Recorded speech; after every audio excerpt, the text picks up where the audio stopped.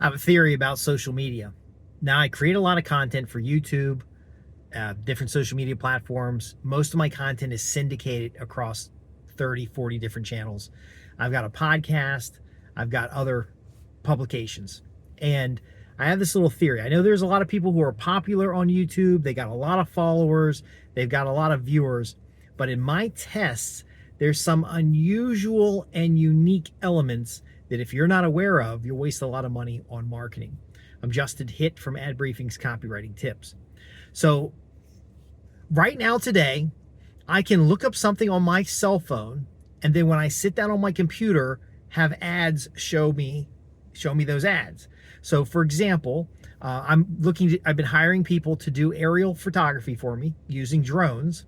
And I wanted to look up the drone prices because I might have somebody every week doing video. I might have videos that are kind of spontaneous where I want the drones to do something because it's going to set up a shot or it's going to set up a story. And so I can't just have somebody like magically show up and start running the video. Or if I'm getting B-roll on a property site or some other place. So I'm going out there and I'm looking up different drones. And this kind of got sparked because of the DJI congressional push to ban Chinese-made drones and components, which is going to impact across the industry. So my brain is saying prices are going to go up. So if you're talking about intent, I have a consumer or a commercial or a transactional intent. I will buy a drone eventually. Now, I'm looking this up on my phone. I'm asking people about their drones. I'm watching some YouTube videos. I'm going to different websites to kind of get ratings because I need a drone to be up in the air for at least 30 minutes. And then also I looked at the licensing requirements because I want to make sure I'm flying the drone properly, and then I know what sites to go to see if the areas I'm typically going to fly a drone are suitable for flying a drone. And I can't get on the internet on any of my devices, and I sit down on multiple computers. I have a Linux desktop I use for writing. I have a Windows desktop I use for video editing. I have a laptop that's a Windows laptop that I use for writing and composing, and then if I have to do any field work. I've got an Apple phone that I use just periodically because there's some apps that aren't available on an Android phone. It doesn't even have a SIM card in it, and I just use Wi-Fi and only from home, and then the Android phone. And so all of these devices are now showing me ad after ad after ad of drones. How to get license courses, what's the best drone to buy, what reviews. And then some of them have figured out, because I was looking at some cinema drones, some drones with 4K cameras, they start pushing out 6K cameras, 8K cameras, which is a selling methodology where you offer, like, I'm not buying a $4,500 drone. So they offer the $4,500 drone. I click through to the website because I didn't know it was $4,500 when I see the Facebook ad. And I land on the page, and then I use their navigation to get to the drone that's more in my price range. Because again, I'm looking at, if I'm going to hire somebody every week and I need them to be very responsive, what am I going to expect to pay every day? For every day they're out there, what am I going to expect to pay? And then if I'm out there have them out there 5 times in a month, I probably could just buy my own drone. Now, of course, I don't know how to fly a drone. And let's say I got my trust certification and I get a remote drone operator license, which would be cool because I like radio stuff and I like computer stuff and I like the drones. I would need a drone that could do GPS points so that I can consistently fly the drone over the areas where I'm working. Now, if I'm getting a commercial drone, and this is important, okay, because all this data is being collected. If I want to get a commercial drone, I got to register the drone with the FAA. I want to get a drone of a certain size. Okay, so I know a lot about drones right now. So a lot of that was informational intent initially, but very quickly I switched over to a transactional intent or a commercial intent because I was like, which drone am I going to buy? And now I'm like, I need to find a drone I can buy because Congress is going to ban all the Chinese drones and this. I would rather there be pure competition than the government banning certain drones and then leaving us behind with subsidized drones. And you guys know I do some agricultural work. I've got real estate. I've got the consulting business. I just think I'm convinced. But ad after ad after ad is offering more opportunities. It's almost like the hive mind of the internet advertising systems, Google ads, Facebook ads, Twitter ads, all these ads have come together to help me make a decision to buy a drone. Now, there's a Father's Day sale with 40% off at one company. It got me in there thinking, okay, I can get a $3,000 drone, 40% off. Again, boom. And this is available today to anybody who does pay-per-click advertising or any paid advertising, and you're still posting shit on social media. So here's my theory. The folks that are posting constantly on social media and constantly putting out the latest content, and again, I wrote a book it's a manual on content development, how to produce content to generate sales. You guys are losing out, because I can take a piece of content, test it against organic traffic, based on the keywords that pull on organic. I can go buy ad space with my exact target audience, send it back to that content. That means that content needs to be a lead generation piece, or it needs to be a sales offer, because all these ads are sending me to catalogs. Now, of course, you might not sell a drone, but you might sell a $4,500 service. You might have a consultation. You might have a legal, get a consultation together so you can decide what legal services are best, what estate services are best, what heavy equipment needs to be on site to do a job. The funnel is a funnel.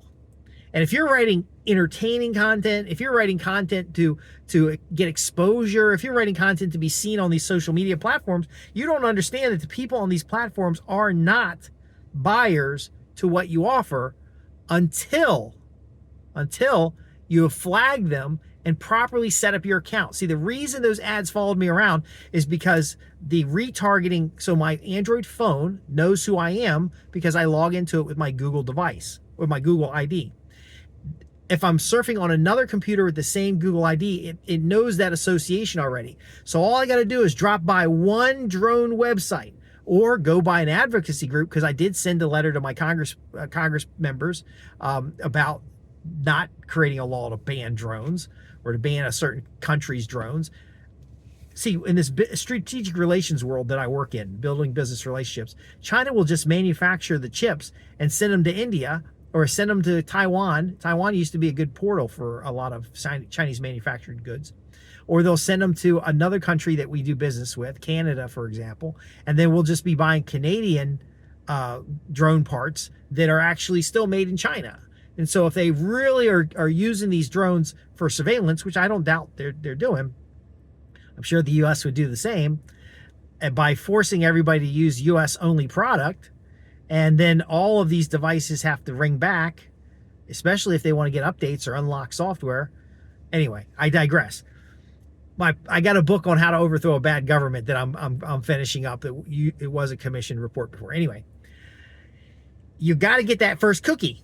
So you might think, hey, if I post something clever on Facebook, people will like it, and then those people I can retarget. The problem is those people you're retargeting aren't highly qualified prospects. I went to a drone website I found with social. I found it with search. I found it with talking to people who already own drones. There's a lot of ecosystem that got me to a website, and then that website had the good sense to cookie me and then to retarget, and then the platform they're retargeting with starts feeding that data around because they're selling the data. I'm looking at drone pages for $4,500 drones. I'm looking at $1,200 drones, and again, they're saying, oh, this is somebody's going to buy a decent drone. I'm also looking at drones with thermal imaging, because in the agricultural world, a drone with thermal imaging could help me find a lost animal pretty quickly. It could also tell me if there's hot spots in remote electrical work, or can check and help me find out if there's standing water places.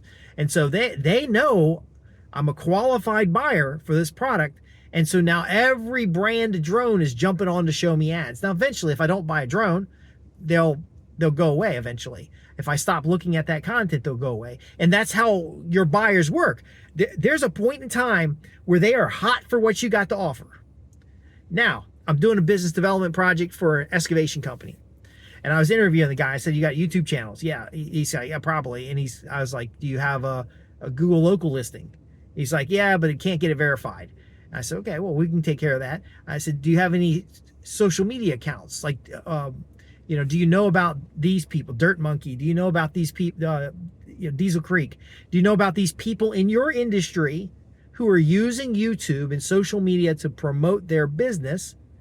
And again, there's a secret here. They're promoting themselves, but they're also building up a kind of like being known for something in that entertainment world, which they leverage on the back end to get jobs. Some of them are big enough they get in YouTube revenue, but ultimately they reinvest that into finding out who has looked at their content, segmented their content, and then they will add based on individual targeting. What's my point here? My point here is that there are lots of decision makers who can spend hundreds of thousands of dollars a year who are not on the internet at all. And I'm finding this time and time again. They're not on the internet. They're using some kind of tool to monitor and manage their social media. They're hiring an agency like my agency to manage their social media, to create content for them to put out on the internet. And they themselves, who could buy, and again, affluent consumers are different than affluent entrepreneurs or affluent business owners. These are segments in the marketplace. And if you're not designing and engineering your website and all of your marketing communications to figure out who's in these segments, and then going back with multiple medias, then you're going to lose an opportunity here. So here's an example. I used to do a lot of postcard marketing. I was selling fleet fuel. I sent out a postcard about a little trend about fuel prices. These people are buying $100,000 in fuel a year. I'm sending them a postcard. There's a link in the postcard. The link in the postcard, because the postcard takes a little time to get there. So the postcard would show up, and they wanted the current fuel price, and there's a little short link in here. And they type that little short link in the computer. Nowadays, you can do a QR code. There's a lot of ways you can do it. And then they would go to the website that had the real-time, updated that morning pricing and a contact form. Because I figure if the price is good, they're going to buy more fuel. So they're either going to spot price bulk fuel to top off their tanks, or they're going to buy a futures contract, or they're going to do something. And all this stuff's pretty sophisticated. But they're going to, if they click that link, and they're saying, well, postcard, they can't click the link in the postcard. That should have been a social media post. Again, people who sign the checks are at work during the day, not surfing around the interwebs. And so I send a postcard. This could be a letter. This could be a gift, whatever. They follow the link cookies them. And now if they do happen to get on the internet, I'm following them around the internet. Also, because I know there are a small percentage of people who make decisions or influence decisions on the internet in that category, I use that click, and you've been able to do this for years, you just didn't know it. I've used that click to audience match, plus I might upload some lists of phone numbers or decision makers out of my CRM. And then I'm going to go look for those people, but I'm not looking for them in the social media entertainment world. I'm looking for them in the trade publication world, because they do go online to read the latest trade publication, to find out what's going on in their industry, to join Association of General Contractors, for example. They're going to go and find out when the next meeting is. And now within those platforms, I would either rent their mailing list for the geographic location in which I could provide product, or I would rent, I'd find like the local chapter or something, and I would get an opportunity to speak at the chapter, or to add an excerpt to their newsletter, or something within their scope of communications. Now, this drone thing is it's hard to manage because these things break all the time, and you need to have your Google Analytics set up correctly so you can tell what ad converted. And again, it's not just Google Analytics or Google ads. It's not just Facebook ads. Rumble has an ad platform. Every platform your prospects might be has an ad option. But how do you know which ones they go to? Again, I like to work back because, again, I'm working with affluent individuals, high-income professionals, business owners. I like to work back from their trade publications, their day-to-day stuff, because when you talk to them, they're like, I don't have any time to go on Facebook. They might go check something that a family member sent them, but they're not looking for ads. Most people have ad blockers. Actually, I have ad blockers on my work computers, and I still see ads for this stuff. But again, I'm seeing it in context ads. I'm seeing it when I land on a page that has the 10 best drones. The content of the ad is the same. So what kind of content can you deliver that is a hybrid between the YouTube audience and your official decision maker? Well, it's going to be aspirational. So whatever your audience aspires to do or be, it's going to be aspirational showcase videos. What is a showcase video? A showcase video is, and this is just one of many examples, a showcase video is where the buyer, very niche to the buyer, sees another person like them benefiting from your products and services. Okay, so we're creating content, and this is in my content development manual that we use in-house. We're creating content that helps with the buying decision. So am I at the right company to buy what I wanted to buy? Also, it generates leads so that you can give them more information to make a good buying decision, or it asks for the sale. Now, in the business-to-business world, a lot of sales are not made just landing on a catalog.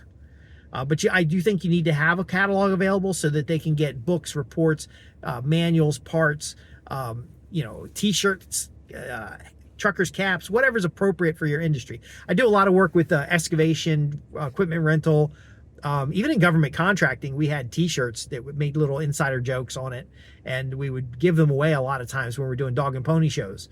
And so we want to establish that ecosystem that demonstrates what life is like using the product. It's almost like an infomercial. And then another factor we can do is we're now reaching the people by different modalities. So we're sending them letters, postcards. In some industries, you can offer that same video on the YouTube or on a DVD. So if you've got 5 or 6 demonstration videos that show happy customers enjoying your product or service and how they didn't think it was a good investment at first, but now when they looked at how it improves their property value, or now they're living in this new kitchen, or how they got this new network set up, you could put 5 or 6 of those on a DVD and get it out to somebody. They'll throw the DVD in their computer. They'll throw the DVD in the in the television. And because so many who keep going back to YouTube, keep going back to Twitter, keep going back to Facebook, keep going back there, I don't think they're the most productive people in the world. Now, I go there because I'm marketing, and some of the people who are there are selling professionals, freelance copywriters, independent marketers, and they're going there posting content. And I'm saying, oh, while you're here posting content, you want to learn how to do it more effectively? Do you want to learn how to do it more powerful, a more powerful way of doing it? Do you want to get past likes and subscribes and get to actual customers? See, that audience is online. But when you're selling to somebody who's like a $10 million company, who's going to buy $100,000 in copywriting services over the year, or who's going to have marketing campaigns with $10,000 a month spends, they're not surfing around the interwebs. They're going to go to Google and they're going to say, marketing agency in my area, or they're going to ask people in their industry, what good marketing agencies are getting this stuff done. And they might hire some people in-house. They might put some job postings up.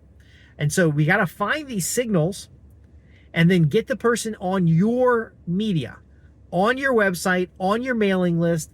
You can actually shortcut this by renting the names of people who are highly qualified for what you offer, and even can send the postcard trick. See, canned spam won't let you just send an unsolicited email, but if you put banner ads on their industrial site, their trade site, and you mail a postcard to them, magazine wraps still work, things like that, they will see it.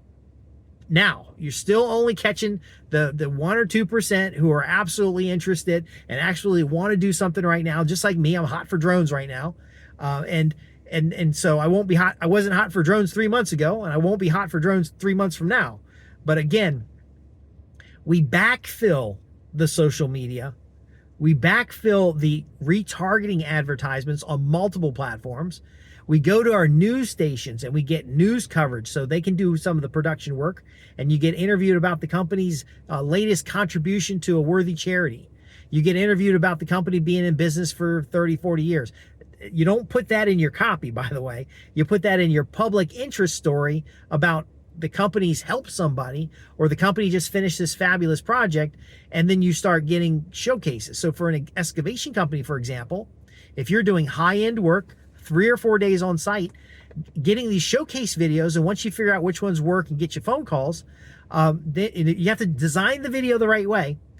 But then you can go to gardening magazines, gardening clubs. You can go to the regional home videos, or so.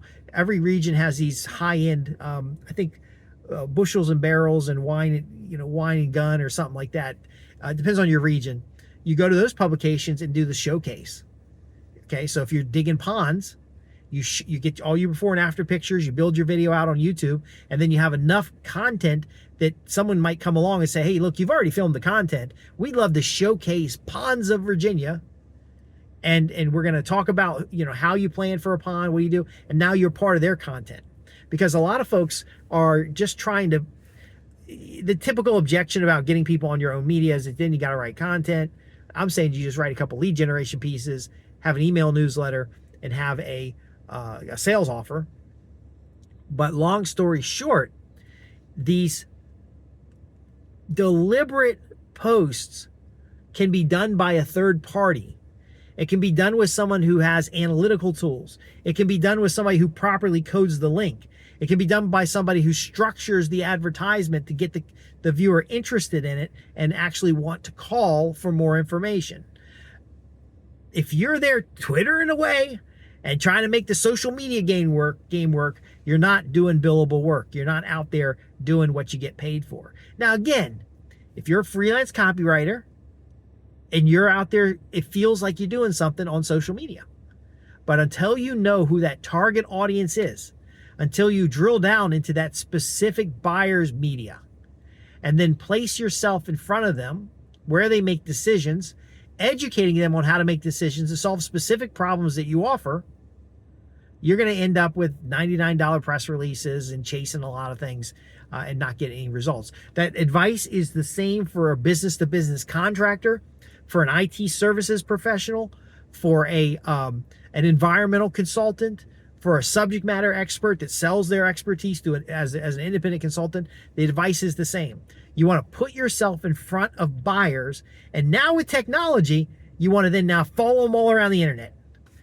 You could get mailing lists today, and so if you get mentioned in a publication, you can now rent their list to remind your region you were mentioned in their publication, and that's a very favorable price because the magazine publisher is now getting paid to tell people to read their magazine by you. And so it's like an endorsement for the magazine, but because the magazine covered you, you could get reprints to use in your prospect newsletter. You could get, point to the specific ad. You can tell where to buy that magazine. And if you don't want to go out and buy the magazine, contact our office and we'll send you a copy of the article. Folks are not doing this stuff today. And now, rather than just being chased around on the internet when somebody's really hungry to buy something, now we can get targeted response in multiple medias with the same content, by the way. We're not creating new content for different channels. We're tweaking the content for the channel, driving everything back to a website or a landing page where it's properly coded to cookie this person. And the next thing you know, you're going to get recycles on your ads. You're going to get recycles on your work, and you're going to start. Conversion tracking gets a little weird because, again, they might click like I did on the ads. EXO, Untel, DJI, I've clicked through their ads multiple times. And so they're paying multiple times for me to click, but that's my short list. Should I get a DJI? And then if they ban it, will I be able to get parts? Oh, it turns out all these companies are Chinese companies anyway. Again, actively engage your key decision makers. If you're worried about how much this costs to run ads, because I said $10,000 a month in ad spends, then you don't have a product that's large enough. You don't have a strong enough customer lifetime value, and that's a different problem. But we're not planning on spending $10,000 a month. We're investing $10,000 a month to build a media, which is a prospect list. It could be in different channels, but again, you want to be able to contact them for free, which means you want to get those leads on your house list so that you can just pay the postage or send them an email, and you don't have to go pay Google again. But once you've done this, that investment pays for itself, and you should be getting that money back by the end of the year. It's $120,000 a year. You should be getting $1 million, $3 million, $4 million in revenue out of that. We can do the math on paper before you even spend the first penny. But ultimately, though, technology today is so amazing that you got to be careful what you look up. And I'll leave you to the last thing. So, me and the kid make a joke. We just come up with something crazy, and then we say it in front of the TV, we say it in front of the cell phone, or we say it in front of some device, and we'll come up with something that's just ridiculous. And the ads will show up. And so again, are you leveraging this technology? Are you effectively using it to generate return on investment or return on advertising spend? Are you thinking about this from the buyer's perspective? You know, this is $10,000 transactions, $20,000 transactions, $100,000 transactions from the customer's perspective. They're not just going to Google search and then pick the first thing that comes up. They don't care what the search ranking is. Half of them don't know how to use search engines anyway. They're going to have somebody else in the office do this. And they're going to say to a secondary decision maker, hey, go find me. If I was buying a $15,000 drone, which there are $15,000 drones available, I would have my pilot or whoever is certified to fly that drone go find me a drone that fits this list of requirements.